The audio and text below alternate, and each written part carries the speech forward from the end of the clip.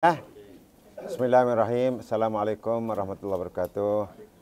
Kepada semua rakan-rakan ahli Majlis Mesyuarat Kerajaan Negeri yang bersama saya pada hari ini dan seluruh rakan-rakan media. Alhamdulillah, kami di negeri Terengganu telah mengangkat sumpah jawatan pada hari semalam, pada hari Selasa, 15 hari bulan. Dan pada hari ini, sehari selepas mengangkat sumpah jawatan, kita telah mengadakan mesyuarat Majlis Mesyuarat Kerajaan Negeri yang pertama. Ada yang bertanya kenapa cepat sangat. Kita kata kita tidak ada masa untuk bersukaria. Kita terus melaksanakan tugas dan tanggungjawab yang diamanahkan dengan segera. Dan Alhamdulillah pada hari ini kita telah menyelesaikan assignment pelantikan ahli Majlis Mesyuarat Kerajaan Negeri bersama dengan portfolio masing-masing. Kita telah bagi-bagikan pada hari ini bersama dengan timbalannya dan masing-masing terus boleh bergerak di bawah portfolio masing-masing. Nak saya baca ke ataupun tak payah? Antaranya ialah Jawatankuasa Ekonomi, Keuangan, Pelaburan, Tanah dan Sumber Asli, iaitu saya sendiri, dan saya akan dibantu oleh timbalan Esko. Yang kedua ialah Jawatankuasa Pendidikan, Pengajian Tinggi, Sains, Teknologi dan Pembangunan Insan yang Muhammad Datuk Satiful Bahari Mamat. Jawatankuasa Penerangan, Dakwah dan Pemerkasaan Syariah, Dr. Muhammad Khalil Abdul Hadi. Saya baca hanya satu lagi ya. Jawatankuasa Pelancongan, Kebudayaan, Alam Sekitar dan Perubahan Iklim, Datuk Yang Muhammad Datuk Razali Idris. Kita ada buat beberapa realignment, resyncronization dan penjenamaan baru terhadap jawatankuasa ini. Selain daripada pengurusi yang berbeza, ada yang sama dengan mengambil kira pandangan daripada agensi-agensi, daripada UPEN, dan kita juga melihat perubahan yang berlaku di Putrajaya di bawah kementerian-kementerian. Jadi untuk memudahkan gerak kerja di peringkat negeri, nak sinkronis dengan gerak kerja di peringkat kementerian supaya masing-masing boleh berhubung dengan agensi yang sesuai dengan tanggungjawab Esko, maka kita buat penjenamaan, buat realignment, resynchronization balik kepada nama-nama Esko itulah. Nama jawatankuasa, bukan nama Esko, nama jawatankuasa itu. Jadi saya rasa insya-Allah kita bergerak dengan lebih pantas pada kali ini, dan saya sebut semalam ketika bertemu dengan wartawan, kalau sesi penggal yang pertama kita bergerak dengan kelajuan Gear 1. Pada hari ini kita bukan masuk Gear 2, kita terus Gear 3. Kita terpaksa lebih pantas, terutama untuk menjalankan aktiviti kepada rakyat dan pemerkasaan negeri sendiri. Jadi apa yang akan hala tuju mana dan sebagainya, saya akan cari ruang yang sesuai, kerana saya juga perlu bersama dengan ahli Majlis Mesyuarat Kerajaan Negeri bertemu dengan adun-adun dan pegawai-pegawai kerajaan supaya mereka nampak dengan jelas ke arah mana hala tuju kita pada sesi ini, tapi tidak lari daripada apa yang kita rancangkan dalam Pelan Induk Terengganu Sejahtera dan bajet yang masih tinggal untuk tempoh 4 bulan lagi ni, insya-Allah.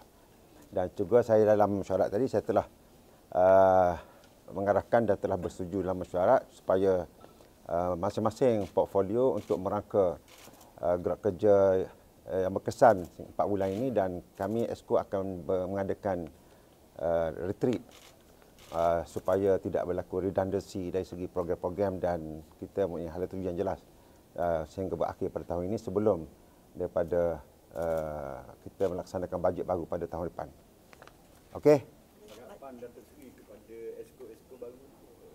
Saya menaruh keyakinan yang sangat tinggi dengan keupayaan Esko-Esko daripada pelbagai bidang. Ada yang telah berpengalaman, ada yang 4 orang yang baru, tapi baru pun pada jawatan Esko, mereka ini juga adalah seasoned politician yang telah bergerak dengan kapasiti masing-masing melalui NGO, sebagai ahli yang berhormat dan sebagainya. Saya rasa tidak ada masalah yang besar di kalangan mereka lah. Itu ada KPI tak untuk bersama-sama Esko ni? Kita sebenarnya ada, dan ada beberapa penambahbaikan baru yang kita akan perkenalkan kepada Esko-Esko ini, termasuklah KPI mesyuarat jawatankuasa mereka sendiri berapa kali setahun. Itu saya tak maklum lagi kepada mereka, biar mereka bergerak dulu bersama dengan jawatankuasa masing-masing, dan saya akan maklum. Dan kita juga akan mewujudkan pasukan pemikir yang luar daripada kerajaan supaya mereka boleh melihat dalam perspektif yang berbeza yang akan membantu jawatan kuasa inilah. Iaitu as we go along kita akan perincikan perkara inilah. Hari ini bagi mereka dapatkan bilik dahulu, dapatkan suasana di pejabat dahulu. Okey. Datuk Seri, kan Datuk Seri cakap tadi dengan semalam nak ke dia 3, mungkin ada dasar-dasar baru untuk menerajui keadaan negeri yang akan kita perkenalkan ke fokus kita? Saya juga sebut semalam, saya akan cari ruang waktu yang sesuai untuk saya nyatakan apa yang saya maksudkan ini supaya bukan saja di kalangan Yang Berhormat faham, tapi di kalangan pegawai-pegawai kerajaan dan publik termasuk rakyat juga faham bagaimana kita ingin bawa negeri Terengganu selain daripada dasar-dasar dan pelan-pelan yang sedia ada ni. Mungkin ada fokus-fokus yang tertentu Datuk Seri yang kita akan fokuskan untuk mentadbir. Antaranya yang saya boleh sebut dahulu perkara ini ialah kita ingin menambah hasil negeri untuk mengurangkan kebergantungan kita kepada realiti petroleum. Sepanjang tempoh yang lalu, penggal yang lalu, kita telah buktikan bahawa kita berjaya mengurangkan 4% daripada kebergantungan kita kepada peruntukan daripada royalti. Dan pada kali ini kita akan mengurangkan dengan lebih besar lagi lah kebergantungan kita kepada royalti itu dengan mengambil macam-macam pendekatan. Antaranya ialah mewujudkan kawasan industri yang baru dengan mengambil kira kewujudan ECRL yang fokus pada kargo. Kalau kita tak bergerak daripada sekarang dan masih 3 tahun lagi beroperasinya ECRL, kita tak grab now, pada waktu itu baru kita nak buat kawasan industri, saya rasa lambat. Jadi kita akan mengerahkan seluruh jentera supaya bergerak ke arah mewujudkan kawasan industri yang baru untuk mengambil manfaat daripada kewujudan ECRL, terutama di kawasan yang sebelum ini kurang diberi fokus, seperti kawasan utara Terengganu inilah, Besuk dan Setiu. Dengan sendirinya akan menambah peluang-peluang pekerjaan dan yang boleh mendatangkan hasil baru dari segi percukaian dan sebagainya kepada local authority.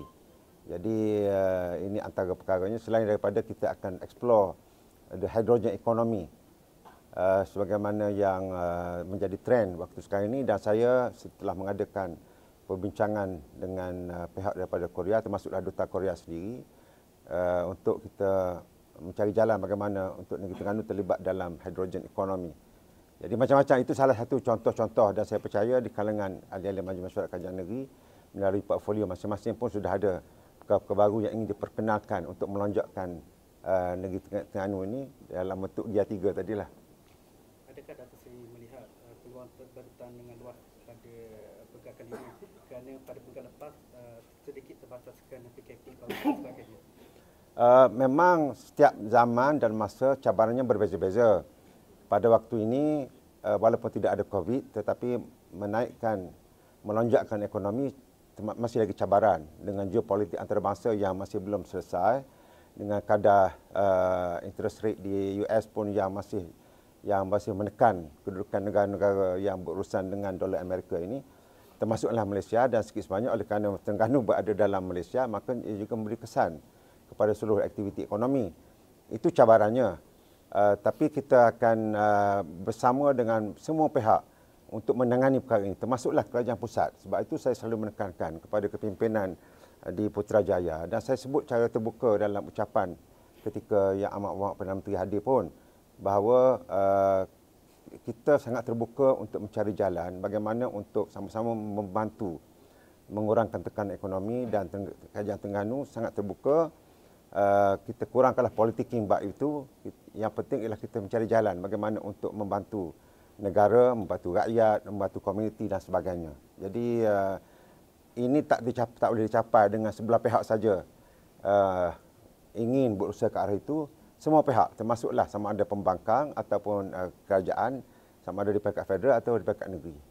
Datuk Seri cakap tadi fokus kita seterusnya ialah pada sektor industri tak. So maksudnya dalam berapa tahun kita agaknya boleh menjana hasil yang untuk kurangkan kebergantungan pada royalti itu. Dalam berapa persen? Ada sasaran? Setakat ini saya belum letakkan lagi sebab kita kena sangat objektif. Sebab saya tak suka, termasuklah rakan-rakan lain pun, bukan menjadi kebiasaan kita just plug in the number, sebut-sebut macam tu je. Kami tak berjanji secara palsu sebegitu. Kita nak secara realistik. Jadi 4% yang kita capai sebelum ini adalah sasaran yang sangat realistik. Kalau kita nak pergi 4% lagi tambahan, saya rasa realistik. Tapi kalau kita mampu untuk mencapai 6% umpamanya, itu lebih baik. Jadi kami akan tengok figure-figure itu munasabah atau tidak. Yang 4% itu daripada sektor mana? Kebergantungan kita terhadap petroleum. Maknanya dengan kita ada hasil-hasil baru, kebergantungan itu dapat direducekan. Hanya bergantung. Makin Datang daripada mana? Maksudnya sektor mana? Sebab pelbagai sektor yang menyumbang ke arah itulah. Termasuklah hasil baru yang kita dapat daripada bila kita menggubal enactment sumber air Terengganu, ESAT sumber air Terengganu, yang membolehkan kita mendapat hasil baru daripada sumber air. Jangkaan kita bila kita membuat enactment ini dan kita membuat anggaran, kita mampu untuk mencapai sehingga 100 juta setahun tambahan hasil negeri daripada enactment sumber air Terengganu ini. Walaupun kami sedar bahawa pelaksanaan itu tidak semudah yang kita jangka kerana kita terpaksa libat urus pelbagai agensi termasuk syarikat-syarikat korporat, syarikat besar dan tidak banyak terkesan kepada rakyat sebenarnya, lebih kepada syarikat-syarikat. Tapi kita sangat berhati-hati dengan syarikat-syarikat besar pun. Kita tak adalah buat enactment hari ini, besok terus kenakan cas-cas yang berkaitan tu. Mengambil masa 6 bulan pertama kita bagi pelepasan, lepas tu secara berperingkat. Ada negeri yang saya difahamkan yang 15 tahun selepas enactment mereka ada, baru mereka boleh start kutip hasil. Jadi Alhamdulillah, pada tahun yang pertama ini kita sudah berjaya kutip hasil walaupun tak sampai 100 juta lah. Tapi kita akan bergerak ke arah itu supaya ia boleh membantu kerajaan negeri. Itu salah satu aspek lah, dan kita ada aspek-aspek lain yang kita nak pertimbangkan untuk meningkatkan hasil kerajaan negeri. Kita ada cukai sedia ada yang boleh kita tengok bagaimana untuk meningkatkan hasil. Yang kedua ialah cukai-cukai baru dan juga cukai sedia ada yang boleh terhadap bahan-bahan galian yang kadarnya kadar lama, dah 20 tahun yang tak direview, 15 tahun tak direview, kita boleh review untuk meningkatkan hasil bahan-bahan mineral yang diambil daripada bumi Terengganu. Jadi pelbagai aspek ini, big and pieces, ini boleh menghasilkan hasil tambahan pada kerajaan negeri. Okey, Datuk Seri, rakyat ditakutkan dengan beberapa dakwaan daripada beberapa pihak yang mengatakan kemungkinan keputusan disekat kepada kerajaan negeri yang dimenangi oleh PAS, 3 negeri yang dimenangi oleh PAS. Mungkin Datuk Seri boleh komen? Saya selalu tegaskan dan kepimpinan negeri, pimpinan parti pun selalu saya tegaskan bahawa kita mengamalkan politik matang dan sejahtera. Kerana akhirnya yang menjadi kesan ialah bukan kepada kerajaan semata-mata, tapi kepada rakyat. Saya rasa politik cara ini adalah politik masa depan, bukan politik lampau yang berdendam, lepas tu menekan dan sebagainya.